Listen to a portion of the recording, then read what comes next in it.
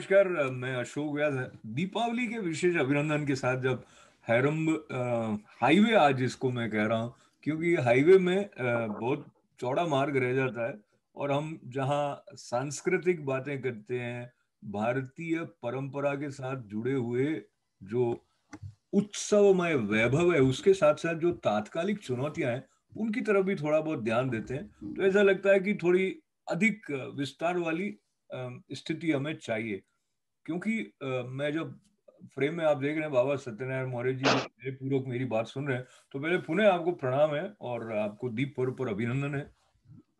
बाबा जी, आप ये जानते हैं कि अब हम जब किसी भी भारतीय और विशेष करके सनातन परंपरा से जुड़े हुए उत्सव की तरफ बढ़ते हैं, तो उसके मूल भाव के बारे में, उसके पीछे जो मर्म है, उसका जो पौराणिक संदर्भ है, उसके बारे में हम लोग चर्चा कम सुनते हैं मीडिया की तरफ से। और जो भी हमारे बुद्धिजीवी हैं और बल्कि जो नेतागण हैं, वो पर्यावरण की दृष्टि से या समाज के सुधार की दृष्टि से, ये जो भी शिक्षा देनी हो ना ये उत्सव उसके माध्यम बन जाते हैं। तो उसके बारे में भी हम थोड़ी चर्चा करेंगे, पर ये संदर्भ मैंने विशेष करके इसलिए उठाया कि अब वो कहते भाई पटाखे मत छुड़ाओ, पर्यावरण का संरक्षण होगा, और समन्वय रखो, सब धर्म एक हैं इत्यादि। इस सब को लेते हुए, इनको थोड़ा अलग रखते हुए, जो मूल आपकी दृष्टि में दीप पर्व का मर्म है, उसकी तरफ हम बढ़ते हैं शुद्ध रूप से। बताएं। अशोक जी की, जैसा आपने वो लोग बताया कि भारतीय त्योहारों के प्रति जो दृष्टि है, तो उनकी जो दृष्टि विकसित हुई है उनकी सोच के हिसाब से विकसित हुई है। और भारतीय त्योहार जो भी हैं, इनके पीछे एक अलग प्रकार की सोच है। वैसे मैं सबसे पहले दो त्योहारों के बारे में बता दूं। भारत के दो त्योहार बहुत प्रसिद्ध हैं, एक दिवाली और दूसरा होली। अगर हम भारतीय जनमानस के हिसाब से समझें, तो भारत में चार त्योहार है, जो चार वर्ण हम जिसको बोलते हैं, इसको जाति के आधार पर नहीं समझना चाहिए, पर चार त्योहार हैं। उस त्योहार में दशहरा जो है, ये क्षत्रियों का त्योहार माना जाता है, राजपूतों का त्योहार, क्योंकि शक्ति का पर्व है। दूसरा जो त्योहार होता है हमारा राखी का, वो ब्राह्मणों का त्योहार है, क्योंकि उस दिन ब्राह्मण अपनी जनेऊ बदलते हैं, अपने यजमानों के पास जाते हैं, रक्षा सूत्र बांधते हैं, तो उनसे इंटरेक्ट करने का त्योहार। तीसरा त्योहार हमारा होता है दिवाली का, जो जिसके बारे में हम चर्चा करेंगे। वो त्योहार तो वैश्य वर्ग का त्योहार भी माना जाता है। मैं इंटरप्ट कर रहा हूँ, और पीछे आपके पटाखे छूटने की आवाज आ रही है क्या थोड़ी कहीं हाँ, ना? वो तो आएगी, अब दिवाली का त्योहार है तो आएगी आएगी क्यों, अच्छी थोड़ा सा। बात है। तो हमारे दर्शकों में पटाखे छूटने की आवाज तो पहुंची इस कार्यक्रम से। जी। क्योंकि मैं दिल्ली में नहीं हूँ, और आप जोधपुर में नहीं है, क्योंकि जोधपुर में तो एक 8 साल के बच्चे ने पटाखे फोड़ दिया तो उसके पिता से 2,000 का जुर्माना वसूल किया गया। दिल्ली में भी आप पटाखे नहीं फोड़ सकते हैं, बम फोड़ सकते हैं, बम फोड़ने में कोई दिक्कत नहीं है, वो आतंकवादियों को छूट है। इस देश में इस देश में पानी बहाने पे दिक्कत है, खून बहाने पे दिक्कत नहीं है। इस देश में बकरीद के नाम पर कितना ही खून बहाया जाए उससे दिक्कत नहीं, होली के नाम पर पानी बहाया जाए दिक्कत है। खैर, वो विषय बात का है। मैं आता हूँ मूल विषय पे कि होली त्योहार, इसको लगभग शूद्रों का या सबका त्योहार बोलना चाहिए, क्योंकि इसमें कोई खर्च नहीं होता है। होली के त्योहार पे कोई खर्च नहीं है। दिवाली का त्योहार और होली के त्योहार ये महत्वपूर्ण इसलिए है कि दोनों त्योहार फसलों से संबंधित है। जैसे हम भारत को देखते हैं, भारत कृषि प्रधान देश रहा, तो कृषि प्रधान देश के कारण इसके दो त्योहार बड़े प्रसिद्ध रहे। जैसे आप जानते हो, होली की परंपराएं खत्म हो गई। जैसे दिवाली को केवल दीपक का और लाइटों का इनका त्योहार बना दिया गया, ऐसे ही होली को केवल रंग का त्योहार बनाया गया। होली मूलतः रंग का त्योहार नहीं है। आपने देखा वो होली के टाइम पे, होली की रात को हम जो आग जलाते हैं, तो शायद आपने बचपन में महसूस किया हो, भारत में उस आग के अंदर उस समय गेहूं की फसल आती थी, गेहूं चना, तो उसको उसमें आग के अंदर सेक के लोग खाते थे। तो भारत में दो फसलों के चक्र प्रमुख होते हैं, रबी की फसल और खरीफ की फसल। तो एक फसल आती है होली के समय पर, तो उस समय उसको उबाल के खाना और पूरा उत्साह मनाना, वो एक समय होता है। और देखो, उत्साह तो कब आता है, जब जेब में हो रुपया, तो दिवाली भी नजर आती है, होली भी नजर आती है। तो दो समय किसान के पास पैसा आता है, और जब किसान के पास पैसा आएगा, तो मार्केट में पैसा जाएगा, कुम्हार के पास पैसा आएगा, लोहार के पास पैसा आएगा, क्योंकि हमारे मूलतः तो कृषि पे आधारित सब काम थे। और होली जैसे हमारा फसल का त्योहार है, अन्न का त्योहार है, हमारे दूसरे अन्न का त्योहार ये है दिवाली। तो दिवाली के दिन जो हमारे यहाँ था कि किसान के पास अन्न आएगा तो वो अच्छा बनाएगा, और उसको जब पैसा मार्केट में जाएगा तो पूरे मार्केट में रौनक आएगी। जो बनिया उधार देता उसको भी पैसा मिलेगा, मतलब हर वर्ग के पास पहुंचेगा। तो इसलिए धीरे धीरे इसका महत्व बढ़ता गया। और चूंकि आजकल के पटाखे और पहले के पटाखों में अंतर भी था। जी पटाखों से कारण ये भी है कि कई बार जो आसपास का प्रदूषण होता है वो भी खत्म होता है। फिर बरसात के बाद जो घरों में दिक्कत होती है, बरसात में जो घर में सीलन आती है, तो उस सीलन से मुक्ति के लिए घर साफ करते थे। तो बहुत सोच समझ के नियम बनाए गए, और ये दोनों टाइम के नियम है। जैसे आप जानते हैं अपने को हर चीज से लगाव हो जाता है। तो जैसे अमेरिका में आप जानते हैं, अमेरिका में आपका लगाव कम होता है, आप चीजों को जल्दी जल्दी बाहर निकालते रहते हैं। लेकिन भारत में ऐसी आमतौर पर परंपरा नहीं है। तो घरों में कचरा बढ़ जाता है। तो उस समय तरीका ये भी, होली पे जितना अलग कचरा बढ़ता है होली में जलाओ।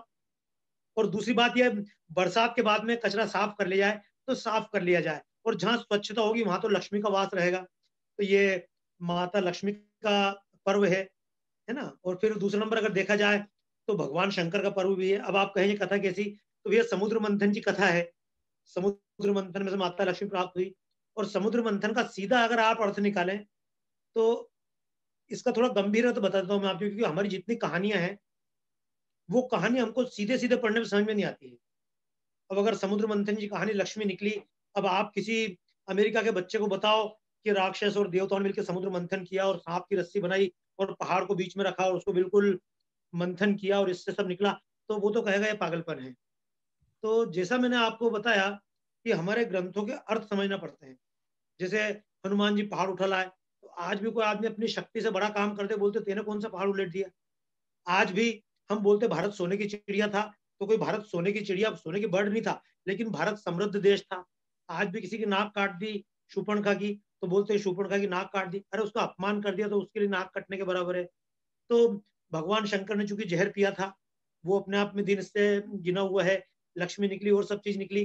तो इन सबके अलग अलग अर्थ है भगवान शंकर का, कि भैया जब भी हम कोई काम करते हैं अकेला ना कर पाए तो मिलके करें। आप जानते हो बहुत सारी चीजें ऐसी होती हैं कि जिसमें संयुक्त रूप से काम करना पड़ता है। आजकल एक गॉड पार्टिकल का आप नाम सुनते होंगे, कि जो भौतिक विज्ञान की खोज है।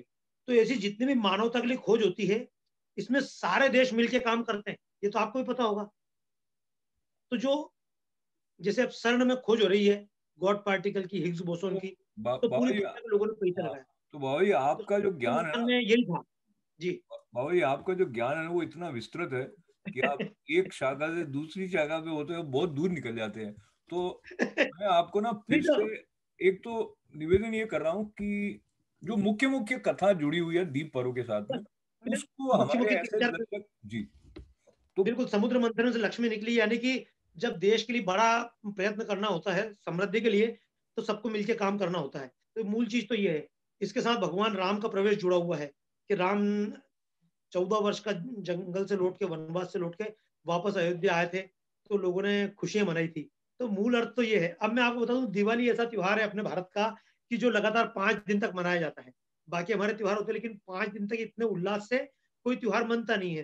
तो इस त्योहार का नाम, सबसे बड़ा त्योहार को राजा भी बोलते हैं। अब उसमें आप देख लो, आजकल शब्दों के अर्थ बदल गए हैं। जैसे पहला दिन था, कल का दिन था, उसका नाम था धनतेरस। आपके यहाँ अमेरिका में आज धनतेरस होगी। तो वो धनतेरस का मतलब समझते हैं धन। तो आजकल आप देखना हर व्यक्ति मार्केट जाता है और वहां से कुछ ना कुछ नया सामान खरीद के लाते हैं। वो सोचते हैं धन का दिन है, धनतेरस है, धन की देवी लक्ष्मी। मूलतः ये दिन था धनवंतरी जी का, कि समुद्र मंथन जो हुआ था, जो मैं कहानी बता रहा था आपको, कि सबको मिलकर प्रयत्न करना चाहिए। सबने मिलकर प्रयत्न किया था, धनवंतरी भगवान प्रकट हुए थे। और धनवंतरी के प्रकट होने का मतलब था आयुर्वेद। हम स्वस्थ रहें, हम प्रसन्न रहें, क्योंकि जिसका शरीर स्वस्थ है वही तो दिवाली मना पाएगा। अगर शरीर से आदमी कमजोर है तो उसके लिए तो दिवाली होली सब समान है। दिवाली के पटाखे, दिवाली की रोशनी भी बुरी लगती है। जो व्यक्ति बीमार होता है उसको रोशनी भी अच्छी नहीं लगती। तो हम सब शरीर से स्वस्थ रहे, प्रसन्न रहे, ये पहले दिन का अर्थ था। दूसरे दिन का जो आज भारत में है, उसका नाम है नरक चौदस। अब नरक का अर्थ स्वर्ग नरक से नहीं है। नरकासुर नाम का एक व्यक्ति था, जो आजकल आप भारत का नक्शा देखें, दिखाइए कभी लोगों को, तो असम पड़ता है बिल्कुल पूर्व में। तो पूर्व में गुवाहाटी के पास एक जगह है, वहां पर नरकासुर नाम का राक्षस था। उसने उस समय लड़कियों का बिजनेस करता था वो। पूरे देश से लड़कियों को अपहरण करना और उनको बेचना, उनको सप्लाई करना। उसने अपने राज्य में 16,000 लड़कियां कैद की हुई थी। ये कथानक है। और ये तो कथानक नहीं, ये तो इतिहास है इस देश का। आज भी उस स्थान का नाम तेजपुर है, उस जिले का नाम उस जगह का नाम शोणितपुर है। शोणित और तेज, तेज का मतलब खून होता है। मैं इतना खून बहा था उस जमाने में कि उस जिले का नाम ही खूनपुर है। तो ये समझिएगा, कृष्ण ने उस नरकासुर को उस दिन खत्म किया था। और वहां जितनी लड़कियां थी जो गिरफ्तार थी, उन सब लड़कियों को भगवान श्री कृष्ण ने कहा, जाओ हमने तुमको आजाद कर दिया है, अब नरकासुर मर चुका, तुम अपने घर जा सकती हो। अशोक जी, जो स्थिति समाज की आज है वो पहले भी थी। उन लड़कियों ने भगवान श्री कृष्ण से एक ही बात कही कि भगवान हम कहाँ जाएं। एक बार घर से निकलने के बाद वापस घर वाले प्रवेश नहीं देंगे, क्योंकि लड़की एक बार घर से निकल जाए, ये लड़की के साथ बलात्कार हो जाए, तो उसका जीवन तो नर्क हो जाता है। तो उस समय लड़कियों ने कहा हम कहाँ जाएं। तो बताया जाता है भगवान श्री कृष्ण ने बहुत सारे यादव वीरों से उनका विवाह किया। और जो लड़कियां बोली कि हम तो जेल के अंदर ही ठीक थे, बाहर निकल के समाज हमको वेश्या कहेगा, हमारा समाज में स्टेटस क्या रहेगा। तो भगवान श्री कृष्ण ने उन सबको कहा कि तुमसे कोई तुम्हारा स्टेटस पूछता है तो तुम कह सकते हो भगवान श्री कृष्ण की पत्नी है, जाओ तुमको मैं पत्नी का दर्जा देता हूँ। तो वो त्योहार महिलाओं के लिए बहुत प्रसिद्ध त्योहार है। इसलिए महिलाएं उस दिन श्रृंगार करती हैं, अपने आप को एक सुंदरता प्रकट करती हैं, और एक अच्छा भान उनके मन के अंदर आता है। ये दूसरे दिन का भाव है नरक चौदस का। फिर उसके बाद दिवाली का तो मैंने आपको बताया है, अच्छा, तो दिवाली के दिन माता लक्ष्मी एक प्रकट मिनट, होगी। मैं नरक चतुर्दशी पे आपसे फिर एक बात कर लूं, क्योंकि जी ज्यादातर हम ये सुनते हैं कि नरक चतुर्दशी जो है उसको रूप चौदस भी कहते हैं। और इस दिन वो हाँ, जल्दी उठ के स्नान करते, तो वो पार्टी के ऊपर स्नान करते थे, नीचे उधर कहीं दिया जलाते थे, और वो सारी बातें मुझे बचपन की याद आती है। पर वो परंपराएं भारत में भी, अपने परिवार में भी मैं नहीं देखता हूँ जो पहले हुआ करती थी दादा दादी के समय में। वो बिल्कुल सही कहा अशोक जी, चूंकि वो रूप चौदस इसलिए कि उस दिन रूप को मान्यता मिली, उस दिन महिलाओं को स्वतंत्रता मिली, उस दिन महिलाओं को एक स्टेटस मिला। भगवान कृष्ण ने कितनी महिलाओं को स्तर दिया कि जाओ, अगर तुम्हारे साथ कुछ होता है तो भी तुमको वापस समाज में आने के रास्ते तुम्हारे लिए खुले हुए हैं। निर्दोष महिलाओं को उस दिन वापस मतलब एक नारी का गौरव भान मिला। इसलिए उस दिन सज्जा का बहुत महत्व है। तो वो आपने बिल्कुल सही कहा, उसका रूप चौदस नाम भी है और नरक चौदस नाम भी है। तो उसके नरक बाद का जो तो, दिवाली का त्योहार अभी है। मैं दोहरा दूं कि नरक तो इसलिए क्योंकि वो नरकासुर था जिसको मारा। हाँ और जी। जैसे आपने बताया उस तरह से नहीं, अधिकतर लोग कहते हैं वो उसकी रानियां थी, और फिर नहीं, उन्होंने, पर ये आपने उसको भी अपनी तरफ से एक इंटरप्रिटेशन भी किया होगा, बट बात आपकी वहाँ कहीं ना कहीं तार्किक लगती है। अ, अशोक जी, क्या होता है, आपने जिस ग्रंथ का अध्ययन करके बातें कही ना, ये भागवत चलती है देश में। जी। हमारे देश में भागवत कथाएं बहुत चलती हैं, और भागवत लोकप्रिय भी है, और भागवत जनता के मन में बसी हुई है। लेकिन जैसे अगर हमको राम का ऐतिहासिक जीवन देखना तो वाल्मीकि रामायण पढ़नी पड़ेगी, तुलसीदास रामायण से या कंब रामायण से, कृतवास रामायण से हमको राम के जीवन का ऐतिहासिक रूप नहीं मिलेगा। तो वैसे ही अगर आपको ऐतिहासिक रूप में जाना है तो भागवत है। भागवत ऐतिहासिक ग्रंथ है। जी। जी। महाभारत जो है, भागवत जो महाभारत ऐतिहासिक ग्रंथ है, और उसमें इतिहास को बिल्कुल जैसे के तैसे वर्णन किया गया है। इसलिए महाभारत में चमत्कार और ये इस प्रकार की चीजें कम है, उसमें ऑथेंटिक चीजें हैं। महाभारत में आपको इसका उल्लेख मिलेगा। और अगर आपको चाहिए तो अगली बार कभी इस विषय पे अपन स्वतंत्र चर्चा करेंगे, क्योंकि 2-3 मिनट का टाइम, 5 मिनट का हाँ, टाइम है, जी। तो मैं जी, बात पूरी कर दूं। दिवाली बिल्कुल। का दिन चूंकि लोगों के पास पैसा आता है, वो बनिया के पास जाते हैं, भैया हमारा हिसाब कर लो।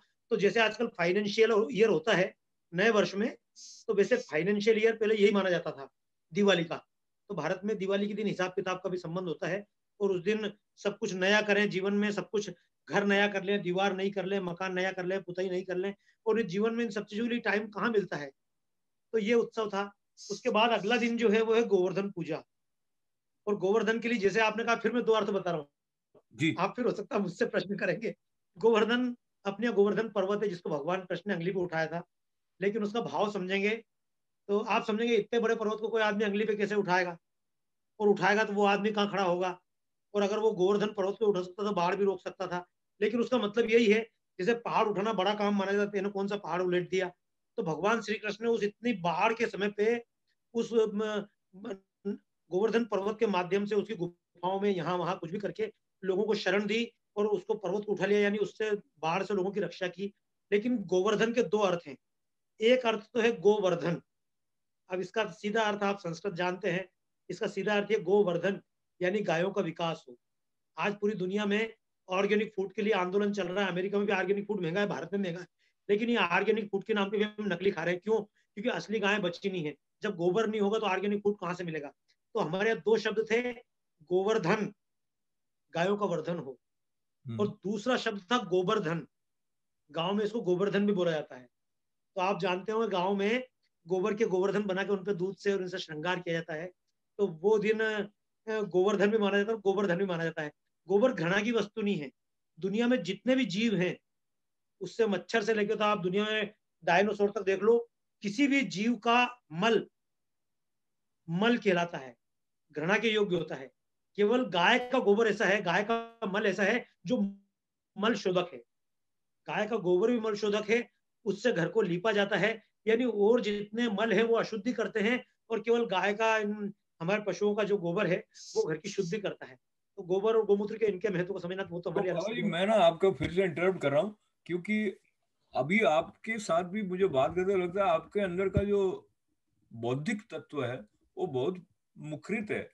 तो एक होता है भक्त का तत्व, जो दीप पर्व पर श्री राम जी के आगमन के उत्सव के साथ जुड़ जाना चाहता है। जो जैसे आपने इंटरप्रेट किया कि गोवर्धन ऐसे तो नहीं उठा सकते, तो हमने तो इतनी तस्वीरें देखी और भक्तों के लिए उसको मानने में कुछ मुश्किल नहीं होती है। तो मैं आज स्वामी अखंडानंद सरस्वती महाराज के रास पंचाध्यायी में ये पढ़ रहा था कि आस्तिक होना एक बात है और भक्त होना दूसरी बात है। इस पर हम कभी और चर्चा करेंगे। हम अभी ऐसा हो गया कि भक्त तो और आगे की बात होगी, जहां वो ईश्वर की लीला को हृदयंगम करके उसके आनंद रस में उस प्रेम की अनुभूति कर पाता है। आस्तिक है वो अच्छी बात है। तो मैं ऐसे आप नहीं भक्त नहीं, को आप तर्क की बोले उससे आवश्यकता पहले, नहीं है। आप बोले उससे पहले ये कह रहा हूं, हम वहां पहुंच गए जहां आस्तिकता भी हमारी आडंबर पूर्ण अधिक हो गई है। तो आप के साथ ये चर्चा से मुझे लगता है कि कहीं ना कहीं जो आधुनिक मन जैसा सोचता है उससे भी आप जुड़ जाते हैं। तो कुल मिला के मैं आपका धन्यवाद ही कर रहा हूँ, आलोचना न समझ नहीं नहीं नहीं, आलोचना नहीं। आपको मैं एक बात अशोक जी और भी बताता हूँ। जी। खाली आखिरी दिन जो होता है भाई दूज, जो तो आपने देख लिया। हाँ अगर ये त्योहार ना हो तो घर से गई हुई बहन के लिए वापस आने मुश्किल हो जाए। तो त्योहार के बाद अब मैं आपके मूल पे आता हूँ कि हमारे यहाँ जिसको आडंबर और भक्ति, कर्म कांड और ज्ञान कांड, ये दो चीज है।